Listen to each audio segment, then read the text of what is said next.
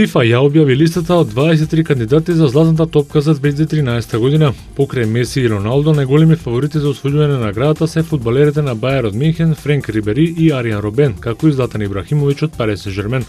Одлуката кој ќе ја освои златната топка ќе ја донесат капитените и селекторите на репрезентациите, како и представниците на новинарите избрани од Франс Фудбал. Победниците ќе бидат објавени на 13 јануари 2014 година на свеченоста во Цирих, кога ќе бидат познати најдобриот тим во светот, најубавиот гол на сезоната, наградата Пушкаш, најдобар тренер и FIFA Fair Play наградата.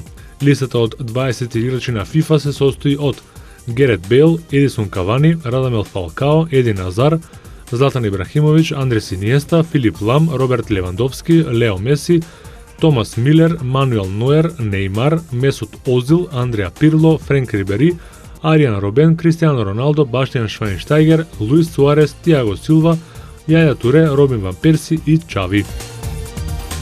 Рафа Надал ја зголеми предноста на најновата ранглиста на АТП на 550 бода во однос на второпласираниот Новак Џоковиќ. Ноле ќе има шанса во наредните 10 дена повторно да се врати на врвот на АТП листата, затоа што започна тенискиот Мастерс во Париз од серијата 1000, но тоа ќе зависи од конечниот пласман на Надал на овој турнир.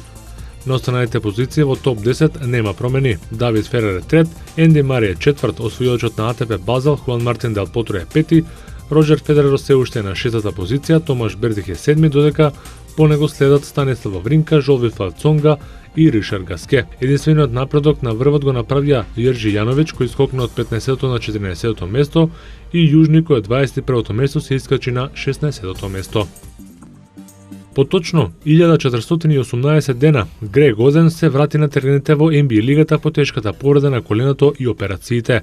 Тој синоќа на гостувањето на Мајами во Њу Орлеанс на 5 минути до крајот на првата четвртина заигра на паркетот по речиси 4 години. Центарот за прв пат под декември 2009 година се најде на паркетот, а веќе во првиот напад во акцијата на Мајами тој ја заврши со забивање. Во својата прва минута на теренот Оден веќе имаше 2 поена и 2 скока, а неговиот камбек траеше точно 4 минути пред повторно да се врати на клупата. Некогашниот прв пик на драфтот досега во кариерата има вкупно 82 настапа во NBA лигата, во кои како член на Портланд успе да забележи 9,4 поени, 7,3 скока и 1,4 блокади по надпревар. Проблемите со колената го мачеа од самиот старт, па така тој никогаш во целост не го реализираше својот потенцијал.